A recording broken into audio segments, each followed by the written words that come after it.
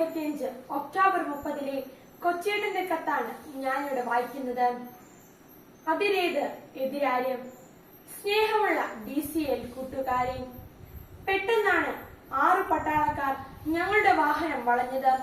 Olive green കലർന്ന ഇരുണ്ട നിറത്തിലുള്ള യൂണിഫോമിൽ കൈകളിൽ AK-203 റൈഫിലും ജാഗ്രതയുമുള്ള നോട്ടവുമായി അവർ ഞങ്ങളുടെ അടുത്തെത്തി. അല്പം അകലെ നിന്ന ഒരു വലിയ സ്റ്റാലിയൻ ട്രക്കിൽ നിറയെ പട്ടാളക്കാർ 4 വശത്തേക്കും തോക്ക് ചൂണ്ടി നിൽക്കുന്നു. ഞങ്ങൾ എങ്ങോട്ട് പോകുന്നു? എന്തിനു പോകുന്നു?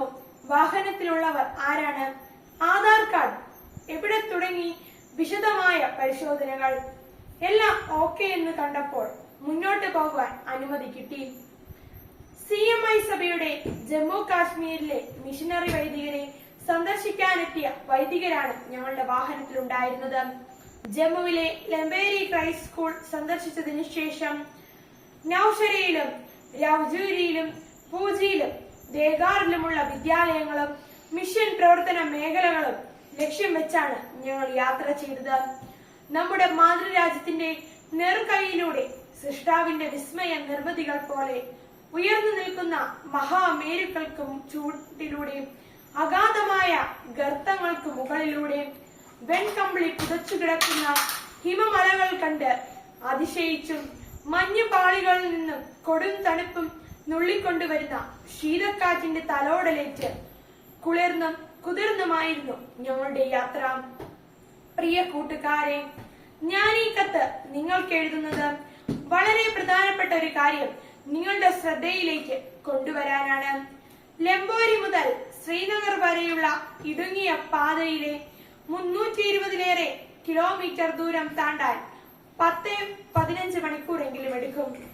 നമ്മുടെ രാജ്യത്തിന്റെ അതിർത്തി ഗ്രാമങ്ങളിലൂടെയായിരുന്നു ഈ യാത്ര. അക്നൂറും സുന്ദർബാനിയും സുരകോട്ടയും പുൽവാമയും തനമണ്ടിയും തുടങ്ങി അതിസുരക്ഷയുള്ള അതിർത്തി ഗ്രാമങ്ങളിലെല്ലാം സമ്പൂർണ്ണ സജ്ജരായ 100 കണക്കിന് സായുധ സേന സദാ നേരവും കണ്ണിമ ചിമ്മാതെ കാവലിരിക്കുകയാണ്. സിന്ദൂർ ആക്രമണ പരമ്പര അരങ്ങേറിയ പുഞ്ചിൽ ഉൾപ്പെടെ പാകിസ്ഥാൻ അതിർത്തിയോട് തൊട്ട് കിടക്കുന്ന ദേഗാറിലുമെല്ലാം എത്ര ജാഗ്രതയോടെയാണ് നമ്മുടെ രാജ്യത്തിന്റെ കാവൽക്കാരായ പട്ടാളക്കാർ അതിർത്തികൾ സംരക്ഷിക്കുന്നത്.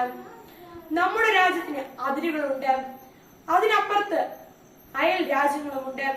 ഇന്ത്യയോട് സൗഹൃദവും ശത്രുതയുമുള്ള രാജ്യങ്ങളുമുണ്ട്. അതിനാൽ നമ്മുടെ രാജ്യത്തിന്റേത് അതിരേത്, നമ്മോട് എതിരുള്ളവൻ ആരെല്ലാം എന്ന് രാജ്യത്തിനറിയാം. അതനുസരിച്ചാണ് അതിരുകളിൽ സുരക്ഷാ സേനയെ വിന്യസിച്ചിരിക്കുന്നത്.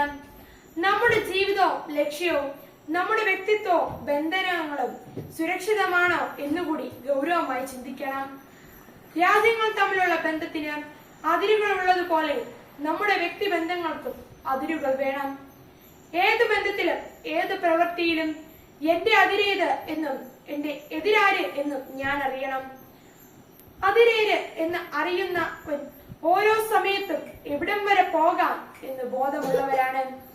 നമ്മുടെ ലക്ഷ്യത്തിലേക്കും വിജയത്തിലേക്കുമുള്ള യാത്രയിൽ സുരക്ഷക്കുറവുള്ള ജാഗ്രത പാർന്ന അരികുകളിലൂടെ നമ്മുടെ യാത്രകൾ എതിരാളികൾ നുഴഞ്ഞു കയറിയിരിക്കും. അവർ നമ്മെ നന്നാക്കാനല്ല, കൊള്ളയടിക്കാനാണ് വരുന്നത്.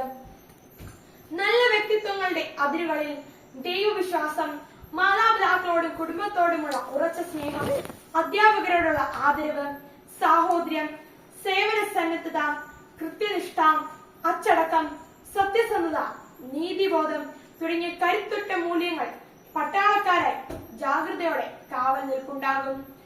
ഇത് ജെൻസി കാലം. നവമാധ്യമങ്ങളും ഇന്റർനെറ്റും നമ്മുടെ ധാർമ്മിക മൂല്യങ്ങളെ കീഴ്പ്പെടുത്തി നമ്മുടെ വ്യക്തിത്വ സുരക്ഷയിലേക്ക് അധിനിവേശം നടത്തുന്നുണ്ടോ എന്ന് നമുക്ക് പരിശോധിക്കാം. ചില അപരിചിത സൗഹൃദങ്ങൾ നമ്മുടെ നന്മമൂല്യ സേനകളെ തകർത്ത് നുഴഞ്ഞു കയറി നമ്മുടെ ജീവിതം അരക്ഷിതമാക്കുന്നുണ്ടോ? നമ്മുടെ ഉള്ളിലും കുടുംബത്തിലും ആഭ്യന്തര കലാപത്തിന് കാരണമാകുന്നുണ്ടോ എന്ന് ശ്രദ്ധിക്കാം. എപ്പോഴും സ്വയം ചോദിക്കാം, എന്റെ അതിരേത് എതിരാര്യം. ആശംസകളോടെ സ്വന്തം കൊച്ചേട്ടൻ. നന്ദി.